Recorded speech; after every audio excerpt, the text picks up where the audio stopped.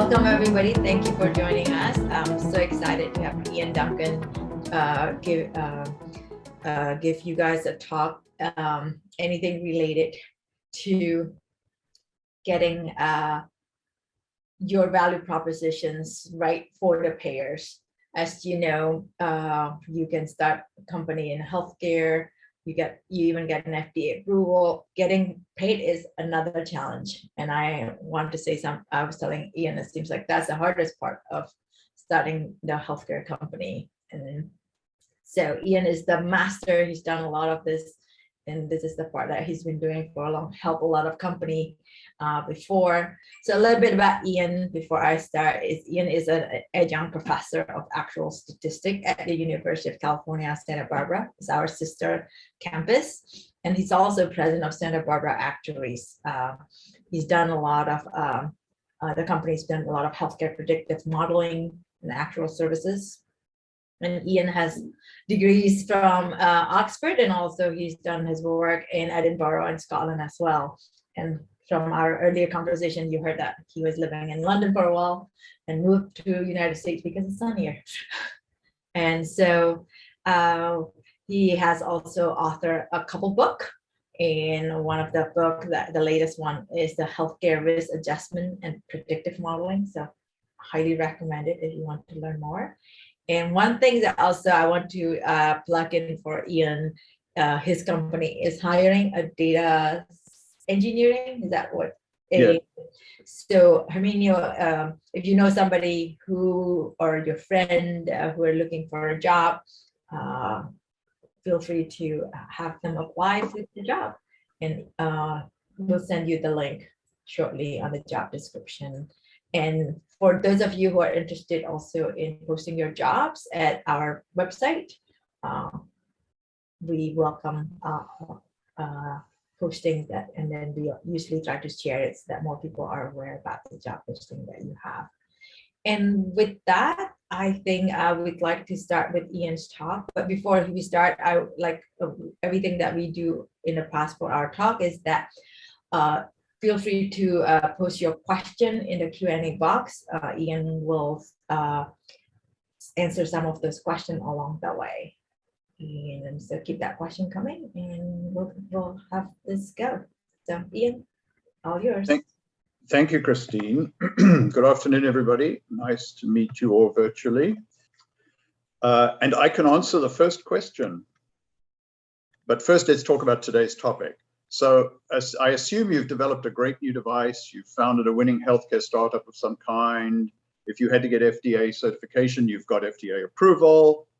But have you thought about how you're going to get paid for the startup device intervention, whatever it is you're doing?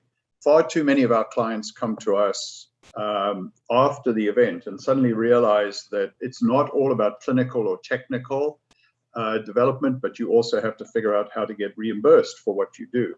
So I'm going to talk a little bit about the background to value-based care market, which is exploding, 5 steps to successful contracting, and then we can have a little discussion.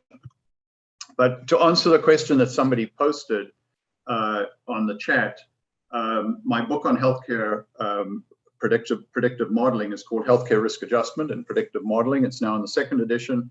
And if I ever had any spare time, it would be in the 3rd edition.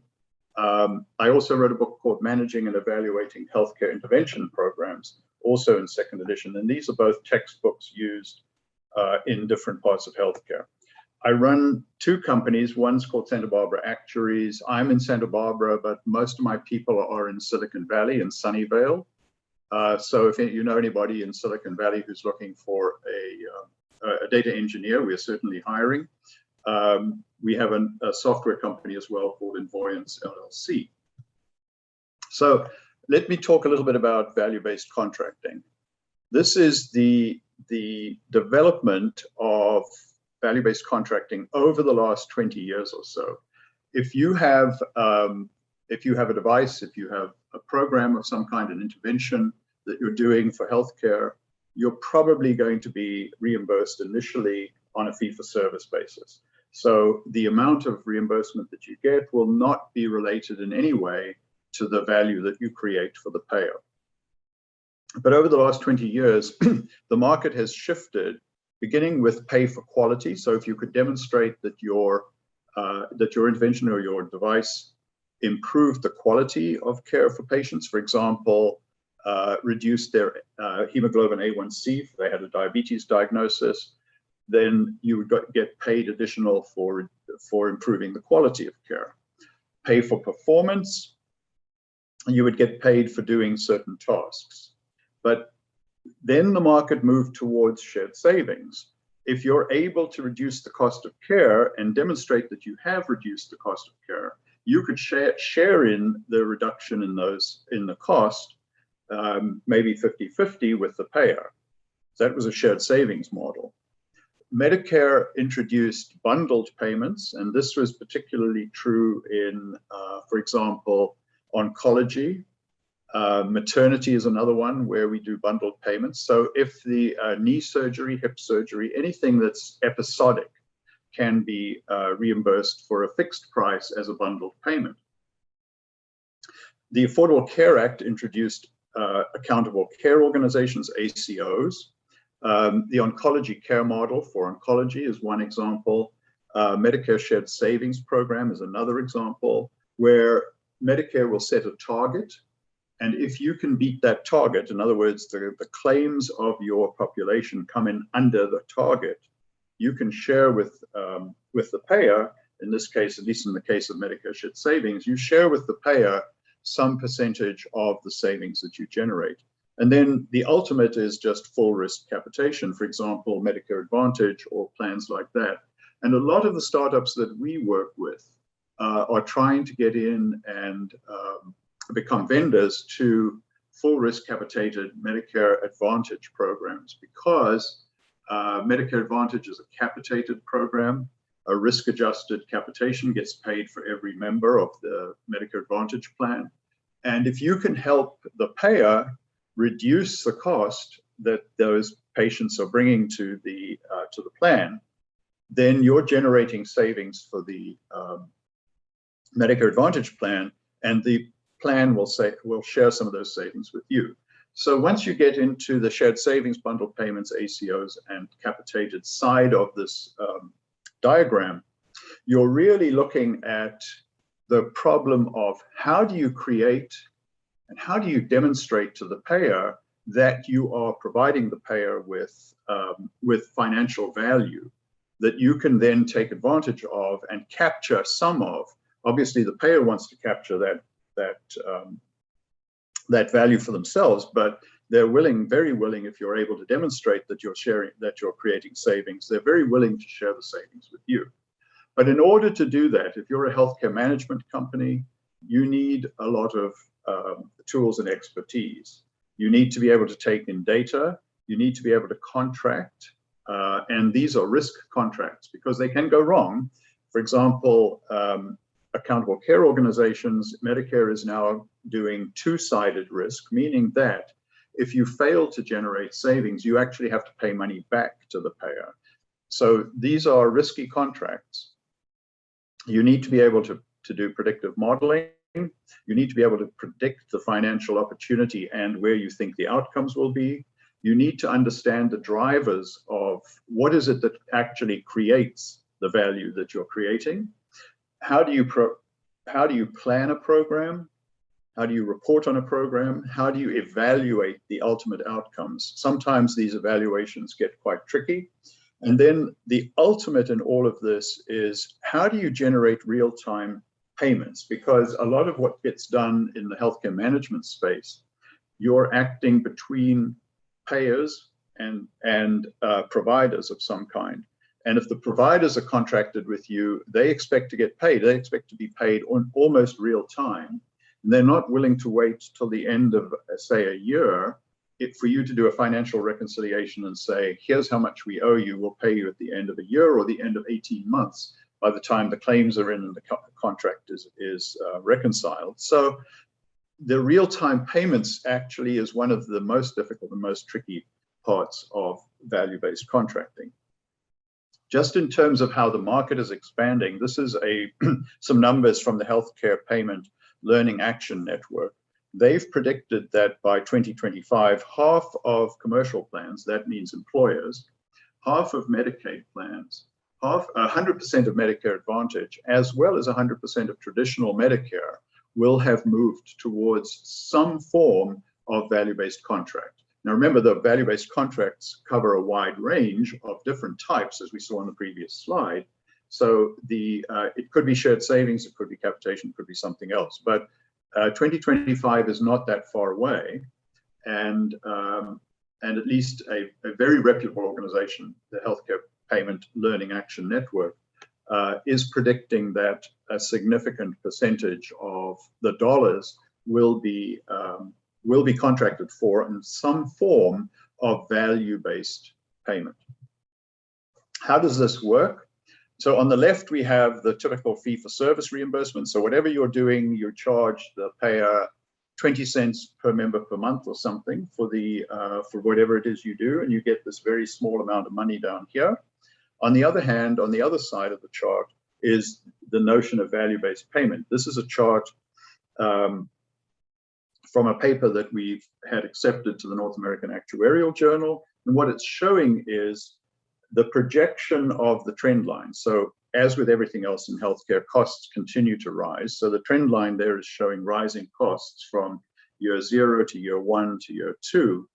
But if you're able to bend that trend line downwards, and that's the gray area there, is the difference between what you do, the reduction in cost, and the projected cost.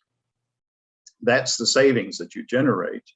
And then that savings gets shared, and this is a case of Medicare shared savings, that savings gets shared between you and Medicare in the following year.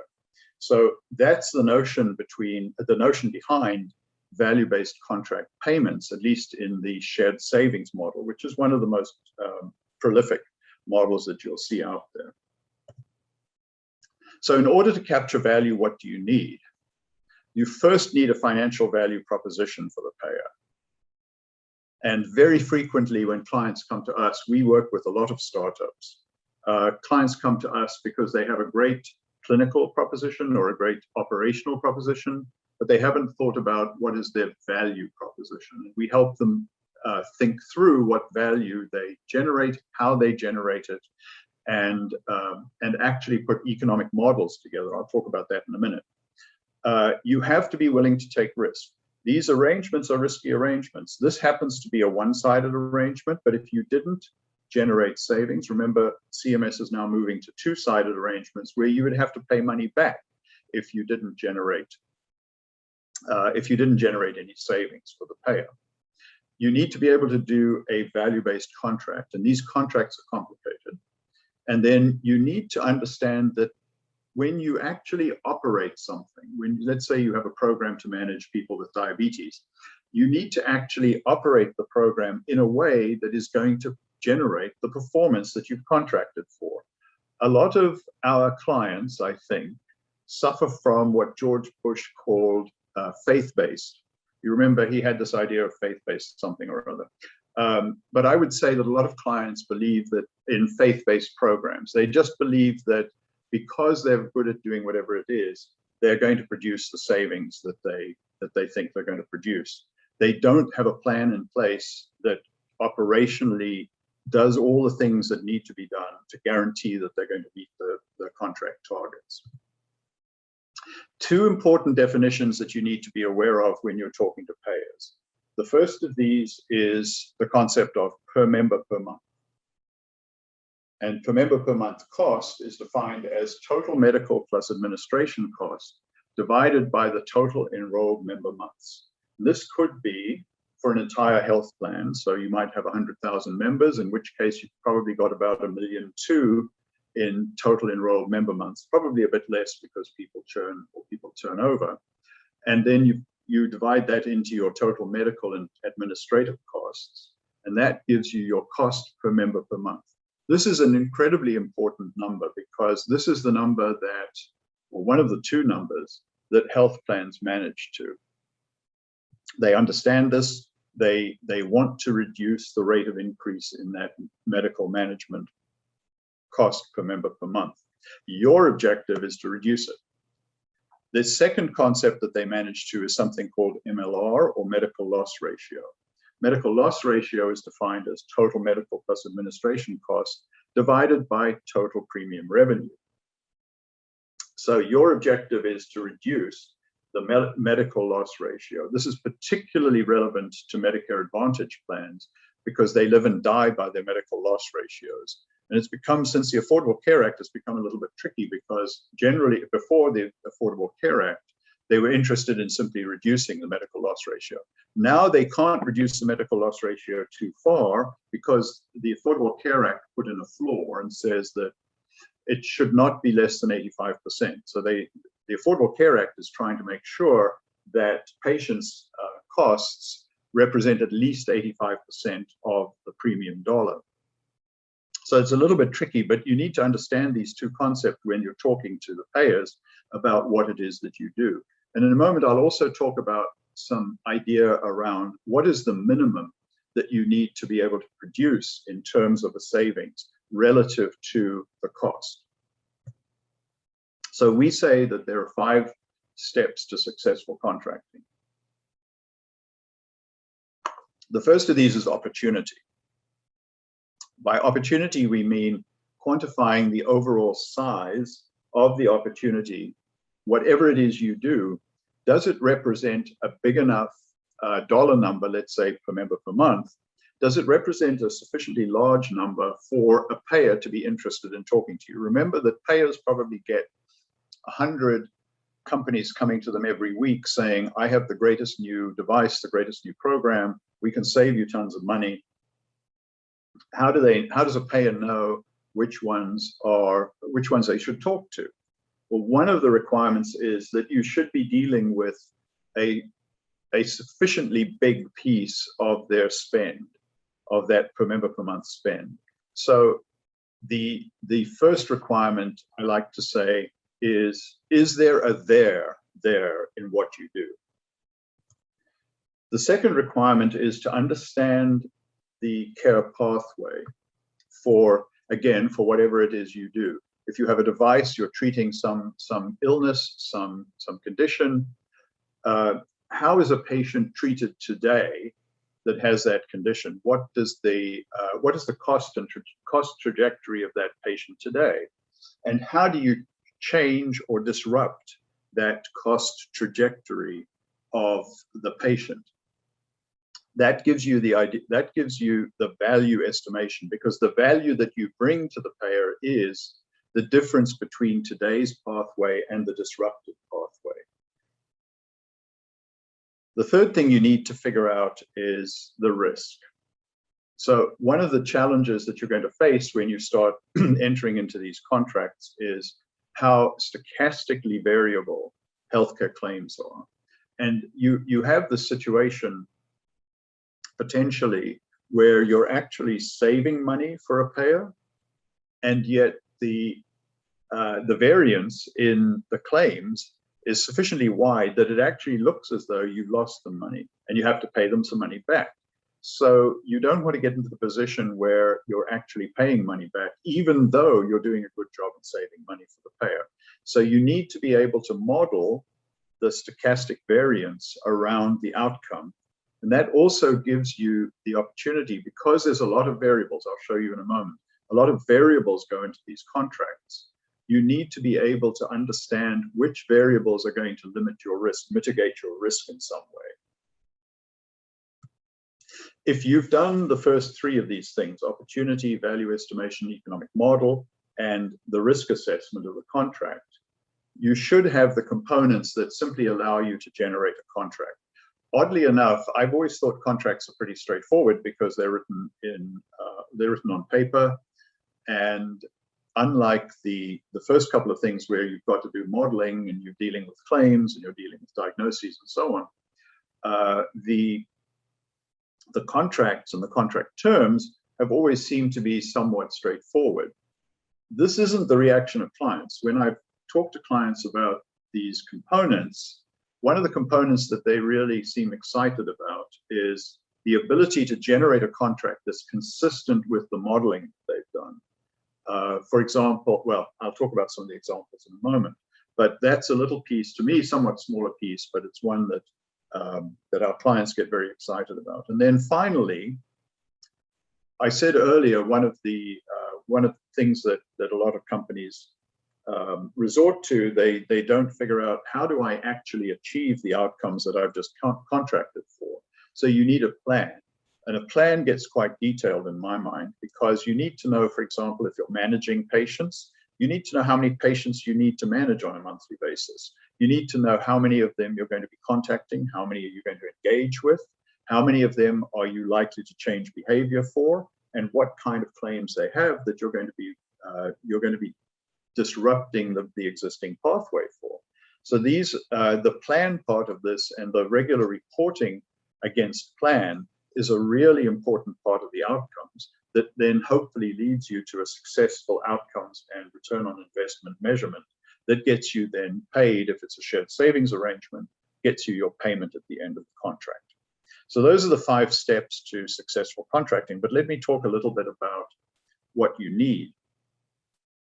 One of the things that we bring to the table for our clients is very substantial databases of healthcare claims data. All the modeling that we do is pretty much relies on healthcare claims. And this is something that many startups don't have. And so if you want to understand opportunity, you really need to be able to look into claims databases and understand what the cost is, what the pathway is, the trajectory of the patients, and so on. So we use our benchmark data sets to inform product strategy. We need to know prevalence. What's the prevalence of the condition that you're managing or for which you have a device? What's the addressable cost? How much of that total cost can you actually intervene on? And then what's the utilization, healthcare utilization, inpatient, ER visits, and so on. For intervention fundamentals, I've talked about these pathways. You need to understand the current treatment pathway and your proposed or disrupted treatment pathway. And these lead to interactive economic models. So that allows us to estimate the value. Sometimes clients come to us having done extensive modeling, or they've got FDA approval for something, that means they've gone through randomized tests. Those are good examples where we have a lot of data that we can put into an economic model. Sometimes clients come to us with nothing, and so we use expert opinion. For example, medical directors from client companies can help us figure out what the likely disruptive pathway looks like. So we use all sorts of ways to estimate that economic value and then put it into an interactive economic model that you can take to, and this is where it really gets important. Remember, I said that the average health plan or average employer is probably bombarded with hundreds of startups or hundreds of new opportunities every month. Which ones are they going to contract with? Which ones are they going to spend time with trying to understand the value proposition?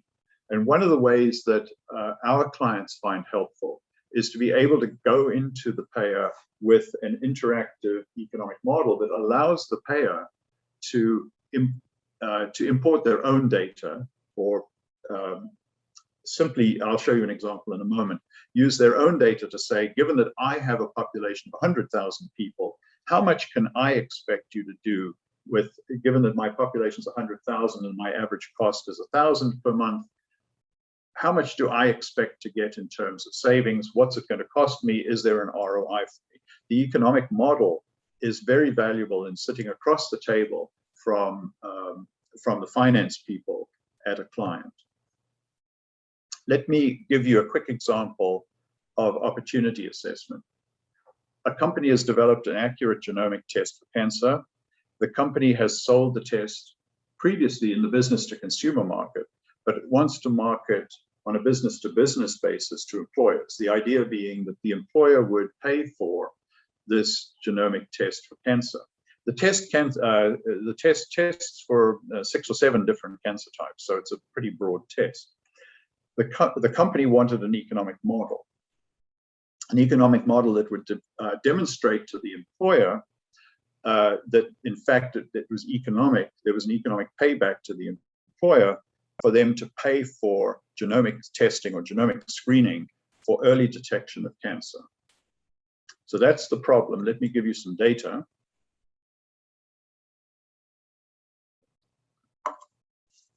So these are different cancer types. I'll keep that generic. And you can see male and female lifetime cancer risks for different types of cancer are quite different. Some of them are quite high. However, the genetic mutation frequencies are pretty low. So they vary between almost nothing and at the high end of the range, about 2% probability that that the test would screen and would show you a positive genetic mutation. What gets employers' attention, this was a company that wanted to market this to employers. What gets the employer's attention is the cost of cancer treatment. So for cancer type 1, female cancer, about $160,000 for a year's worth of treatment. So the numbers range between $40,000 and a couple of $100,000 in these are historic costs, and in a moment I'll show you they should be projected into the future. I won't go through, because we don't have a lot of time, but I won't go through the mechanics of this calculation that we did. But the question on the table is, should the employer pay for cancer screening for its employee population? The prior example shows the marginal value. So given the cost of cancer treatment, which is in the hundreds of thousands of dollars, there's a potential savings there for the employer, but there's a couple of important points. One of them is the frequency of the genetic mutation, which is very low. The second is the timing. Yes, the treatment of the cancer is expensive, but it takes a long time for, especially with the younger population, it takes a long time for these cancers to emerge. So the cost will be higher in the future, but the question is that person who's an employee still going to be employed with you in 10 years' time? So that's another problem. And then a big problem with cancer is there are some prophylactic treatments for certain cancers. If you happen to have the BRCA gene for breast cancer, you can have a mastectomy, which reduces your risk of future cancer down to 0. But for other cancers, it's not at all clear what you do with a patient who has this genetic mutation. If you have the gene for colon cancer, for example, you're not about to have your colon removed. So the probability that you can actually do something with one of these patients is extremely difficult to figure out, except in the case of breast cancer. You also have to figure in the employee turnover and the cost of the future cancer treatment. So you put all of this together, and the answer is there's a really difficult case, which does not appear at first glance. At first glance, I would say if you went to the average employer and said, we have a screening test for cancer, and cancer is very expensive. Employers are very aware that cancer is very expensive. So they might very well say, oh, that's a good idea. Let's do this. But when you actually sit down and put the numbers together and you put the probabilities together, it's much more difficult to make an economic case for employer-based screening. And in fact, this client, after they saw the numbers, changed their business model. They no longer were interested in going into the employer market. I talked a bit about, actually, Christine asked me to break here, and I've been talking for half an hour in case anybody wants to make a comment or has a question. Let me look at the questions. There's a couple questions. First question comes from Colin. Are there publicly available claims database that startups can utilize to get a head start on quantifying an opportunity? Yes, good question. We have invested in, there's a few commercial databases out there. Blue Cross Blue Shield Association sells one. IBM used to be called Truven, sells another one. Those are the two big ones. The IBM one is cheaper than the what's called Blues Health Intelligence, but they're both, I think, quite affordable. We use the IBM one. You can also purchase Medicare data from CMS. That's another source of data. So there are commercially available sources. The one thing I would caution any kind of startup against is using what can we call it, sort of association type data, because if you use something, for example, from the American Cancer Association, you would find that their statistics pertain to the population as a whole. But what you'll be doing is going in and talking to an employer, which is a different profile to the population as a whole, or Medicare, again, a very different profile and very different prevalence and cost of condition that you won't find in the population as a whole. So my caution is don't, except very carefully, use this kind of association type data that you can find on the internet. What else do we have here? Next question is, what is the best way to contact you but potentially becoming a client? You know what? I have a slide at the end, but okay. So you can contact me through the company, but that's certainly true. Let's see. There's a question here about flexible, interactive economic model of value to investors. Absolutely. Mm-hmm. What we found with the models is a lot of interest in the economic models. True. What is very interesting to investors, they're very interested in the risk. They're a bit less interested than you may be, or that a client may be, in what the potential savings is. Obviously, they'd like you to be able to demonstrate that you can save a payer some money. But what they're very interested in, and I'll show a slide on this in a minute, is what's the likelihood of you actually hitting that savings number? What's the likelihood that they, as the investor, are going to have to kick in some money when you fail to generate the savings that you're contracted for? I've talked a little bit about economic modeling and value estimation. So you need to evaluate different models. We looked earlier at different types of value-based contracting models, bundled payments, capitation, shared savings, and so on. So you need to figure out what kind of model you're going to do, how much financial impact you can drive. We talked about that. So you need to understand the contract type. Patient attribution is incredibly important. Which patients are you going to take risk for? This may seem simple, but in fact, because a lot of patients are identified through claims histories, you need to understand, A, what diagnoses and procedures identify a patient and when. If you think about maternity bundles, for example, when does a woman enter into a maternity bundle? Is it the first time she visits a doctor for a maternity test, pregnancy test? Is it when she has her first claim? You know, at what stage exactly should a patient enter into the contract? What kinds of conditions and services do you go at risk for? One of the most important questions is, let's say you're managing, take maternity as an example. Let's say you're managing the cost of pregnancy and maternity. Do you take risk only on the pregnancy event, the maternity-related claims, or do you take risk for the entire spectrum of claims that a woman may have while she's pregnant?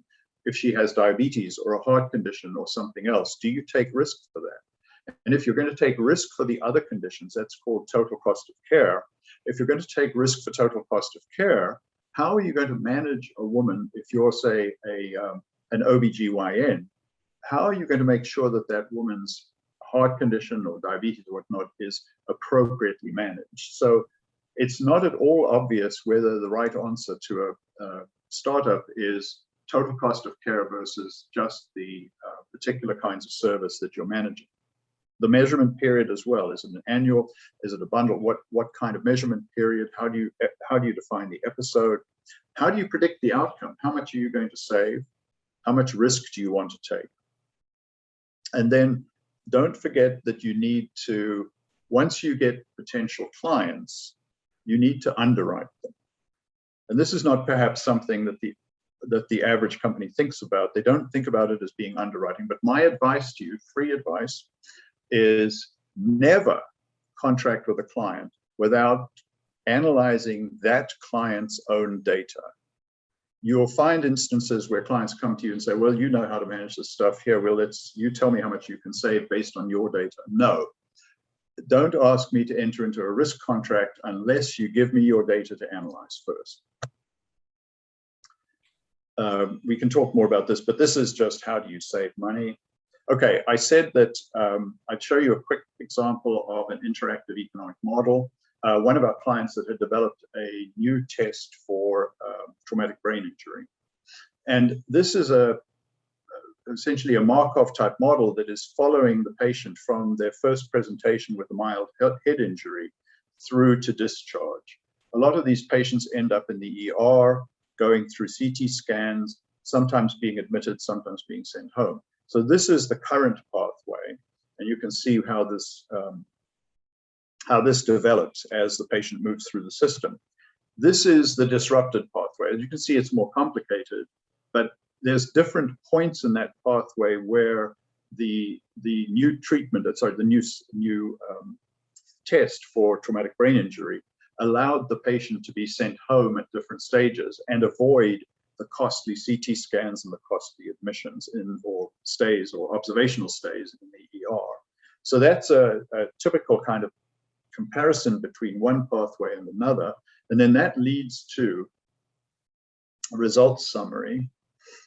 And so you can see that the annual cost under the current pathway was $21 million. The disrupted pathway saved about $4 million. The cost per case went down. The cost per member per month was reduced by 32 cents.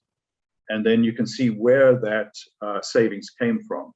There's no change in the ambulance costs, but there is an increase in cost of PCP and urgent care because these providers are able to do the tests in their own offices. The patient doesn't need to go to the ER in order to have the test. The ER charges are reduced. The MD charges in the ER reduced, CT scan charges. This is where you make the savings. And in order to really understand the economic model, you need to be able to follow through the pathway and figure out at what point and how much do you generate your savings. I did say the question that was asked about the interest of this economic modeling to investors gets into that risk mitigation and variance in the outcomes question. So this is just a fairly simple view of what that might look like. But if you look over there on the side, the outcomes tend to be normally distributed. You would be happy if the number were very concentrated around some positive savings number there at the mean. But in fact, you're going to find that because of the stochastic variance in claims, you could find that you either have quite high savings or quite negative savings. And this is the part that we think is of great interest to investors, because they really need to understand what that distribution looks like. What is the likelihood that they're going to end up having to pay back some money?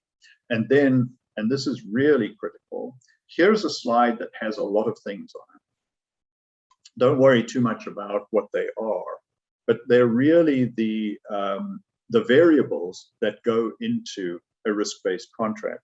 And each one of those variables has some impact on what the distribution of outcomes is going to be like in a risk-bearing contract.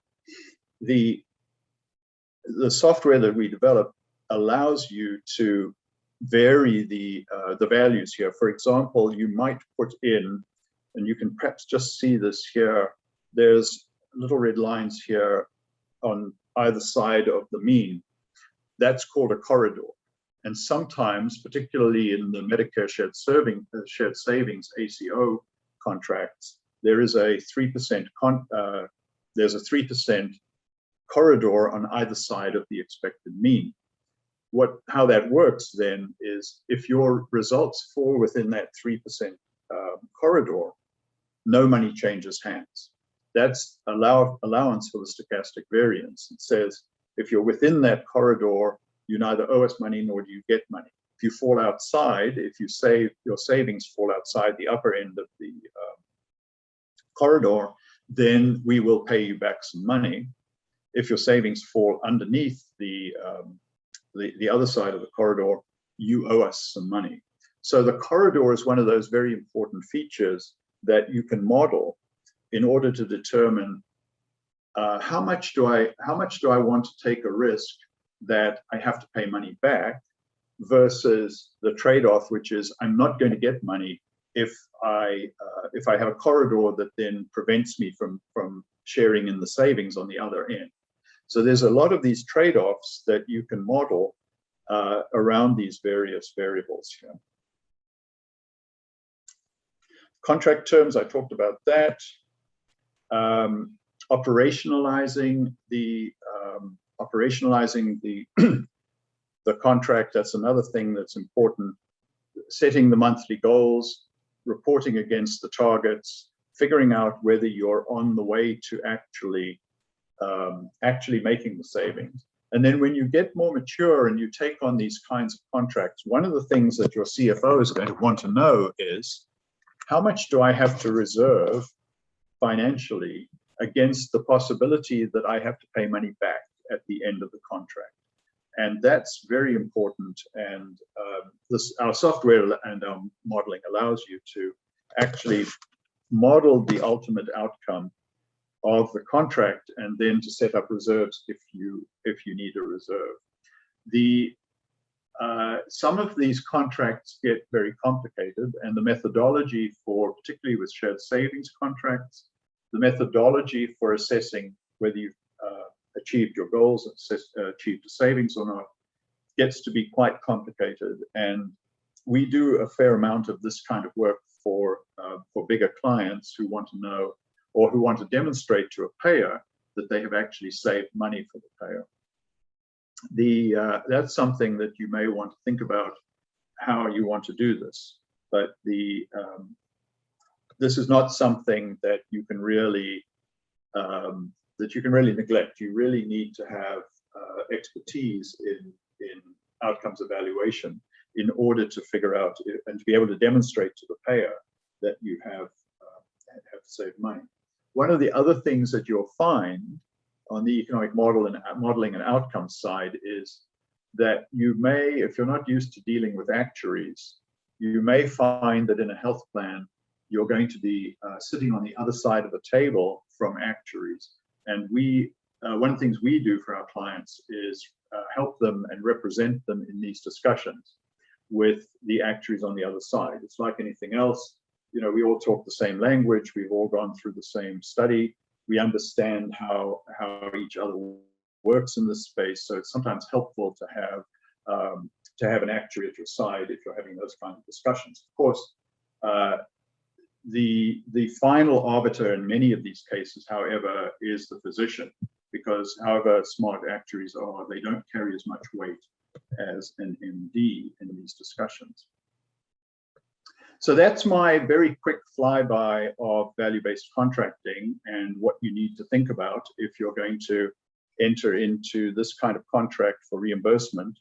And my answer to you, or my suggestion to you at this point is, and we'll take some questions if you have questions, is good luck with your reimbursement. And then in answer to the question, the person who asked about how to contact us, we have a website there, sbactuaries.com.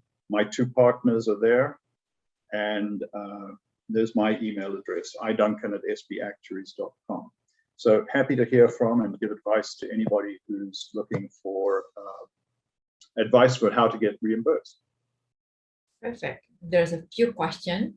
The first question is from Colin. Do you have rule of thumb for what gets a payer attention for ROI? Yes, Colin has very good questions. My rule of thumb, which I should probably update because it's a couple of years old, is you can't go into a payer unless you can save at least $1 PMPM. So you need something that's to the left of the decimal point in order to, that isn't a zero, in order to get their attention, I think. That number, as I said, may be a few years old. It may be a little bit bigger now. But, and interestingly, my example earlier, the traumatic brain injury example, was an early version of the model. And if you paid attention to it, you noticed that the bottom line was 32 cents PMPM. That would have been, according to my rule of thumb, that would have been a bit low for a savings number. And so we spent some time working on that model. That would be a commercial payer, Colin. In the Medicare space, where costs are now probably around about $12,000 per patient per year, that's probably almost double what a commercial patient pays. You'd probably have to double that number if you're talking to a Medicare Advantage plan.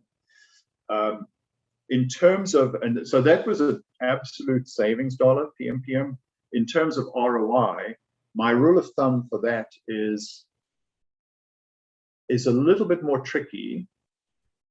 If you can get 2 to 1, and so there's an and to this. If you can get 2 to 1 and you have a credible outcomes methodology, measurement methodology, then I think 2 to 1 or even 1.5 to 1 will get you, will get attention. But the really key thing here is the credibility of the outcomes evaluation methodology. Too many of these clients, too many of these companies have outcomes evaluation methodologies that are just not credible or just taking advantage of regression to the mean. So I would say you need at least 1.5, preferably 2 to 1 as a return on investment. Right. Next question from Cynthia. Can you talk about quantifying some more big elements such as member satisfaction or engagement? That's a little bit more tricky. There's a couple of elements to that. You probably are aware of the Medicare star ratings, for example, for Medicare Advantage plans. You can associate a financial benefit with member satisfaction for Medicare Advantage plans because the 5-star rating system actually can be translated into a financial model. And a lot of the 5 stars in the Medicare Advantage model are built around administrative measures and member satisfaction with the health plan. So you're good on that one. And I think with employers it's more difficult. Employers, I think we've not found a lot of interest on the part of employers in satisfaction per se.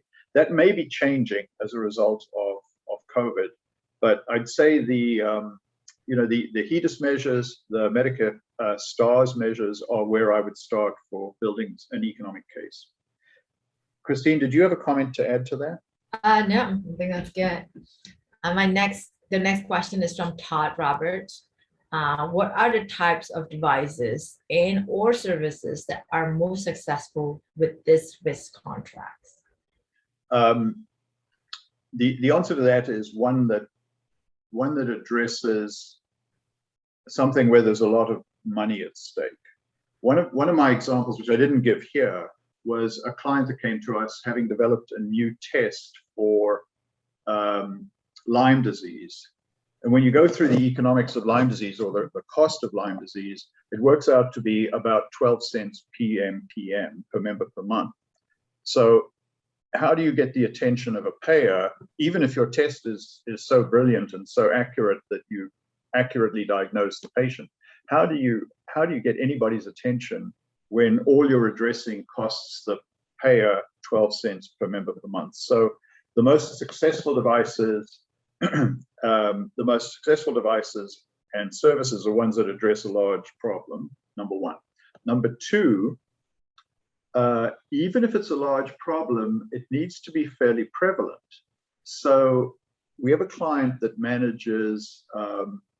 also manages traumatic brain injury, essentially recovery, and stroke recovery. And the costs of these patients are very, very high.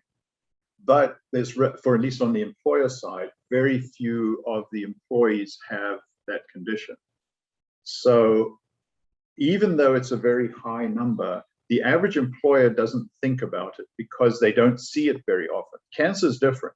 Cancer is fairly high, and they see lots of them each year in their populations. But something like stroke happens so rarely that even though it's expensive, it's hard to get attention sometimes. The other thing to be cautious about with devices are difficult in some ways because sometimes a device, at least in the hospital, is going to disrupt the existing, not only disrupt the existing patient flow and process of the hospital, but it could also disrupt the physician RVUs and the reimbursement that a hospital gets for doing whatever it's doing today. So you have to take into account the fact that you may make life a whole lot simpler, easier, better outcomes for the patient. But if you take away revenue from a hospital, you're not going to get attention. So there's a different path that you can get reimbursement from the payer, but then when you're part of the bundle, then something that you can help save money for the provider side. Is that fair statement? Mm-hmm. So how about other questions? Question is from Jolene. Are there any VBC consideration for a vendor if its product has both a large non-reimbursable market, essentially a hospital supply, and a large reimbursable market within the hospital system? We just talked a little bit about hospital systems and some of the dangers there, but I'm interested because I can't understand how you, for example, have a device that's not reimbursed. I mean, what would be an example of a non-reimbursable market? Perhaps Joe can give us a little bit of an answer. Yeah.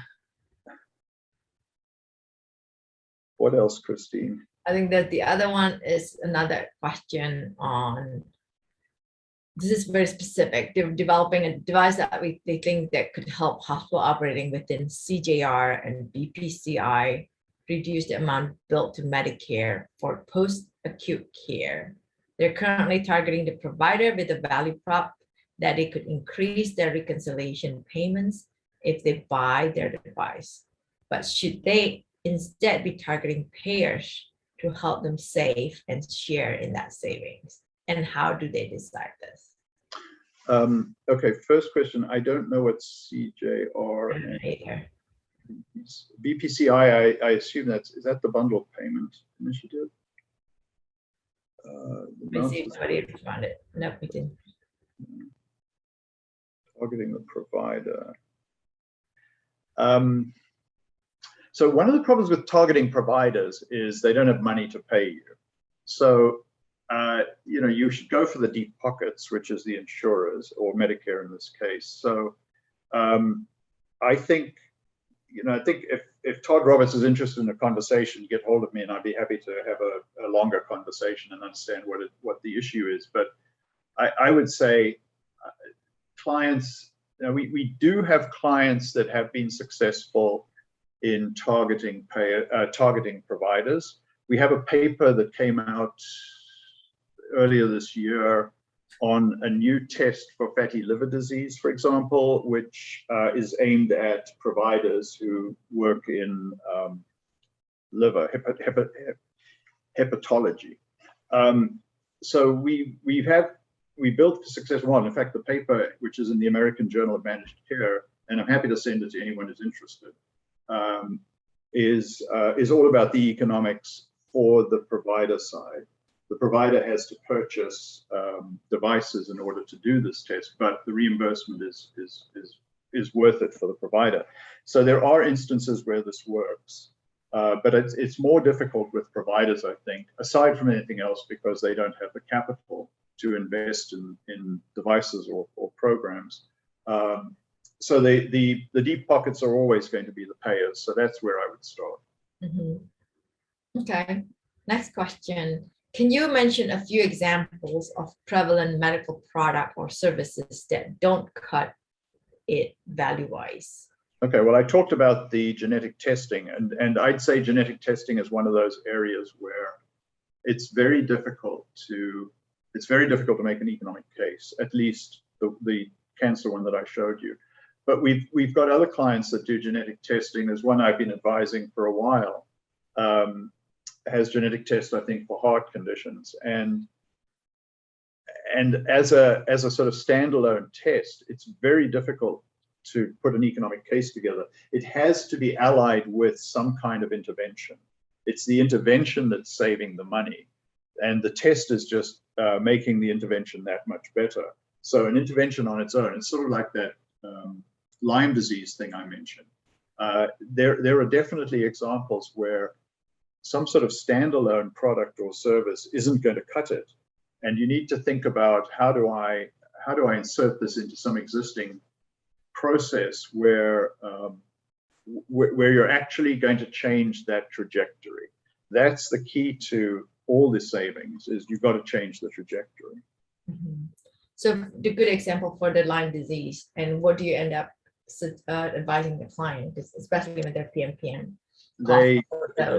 The advice was there's just not enough money there to interest a payer, and I don't know what they did after that actually. One more question, and then we have to end the call. Let's see. Do we have any more? How to find the right people or group within a payer if your category is not yet well served? For example, Alzheimer's. That's a good question. I would think that a Medicare Advantage plan would be very interested in anything that you had to offer on the Alzheimer's front, because it is such a difficult condition. Mm-hmm. And I would, in that one, I would start with the medical directors. I think they're the ones who are aware of the clinical problem and the difficulty in managing those patients. I would start with the medical directors for that one. Sometimes I think you need to be able to connect up with somebody in care management, somebody who's managing populations of patients and who has an interest in but I'm to be perfectly honest, I'm not a marketing person, and I'm not entirely sure how you connect. I just sort of navigate my way around payers until I find the right person. I'm sure that's how lots of us do it. So I'm just like, stuck with me when you think about, like, you won't get the attention of the payer unless you have a PMPM for like at least $1 or more now. And almost feel like, anybody who's trying to develop technology, they need to first come up with, this calculation, identify whether is this going to be enough saving for the payers if they want to get the payers. Otherwise, they're wasting their time. Is that more? Yeah, I think you're right. I mean, it's a different way to. If you have, the important thing I think is to start with an economic model. So, and you hope it's going to end up with at least $1 or $2 in savings and a decent ROI. But the economic model, I showed that slide that showed the pathway and everything. The economic model is really important to understand how and where in the patient trajectory you make a difference. And a lot of our clients come to us without understanding. They know that at the end they make a difference, but they don't know how or where they make that difference. And that's why I think it's a good process to go through to understand that trajectory or pathway. Okay, well, I feel like there's a lot more questions that maybe we can have you back again to discuss more on the more granular level. But till then, thank you very much. Yeah, it's a pleasure to talk to you all, and very good luck with getting reimbursed. And you know how to get hold of me. I'm very happy to chat and talk about what, how to help. Very happy to do that. That's good. Well, thank you. So thank you, Christine, and see you all another time. Okay, sounds good.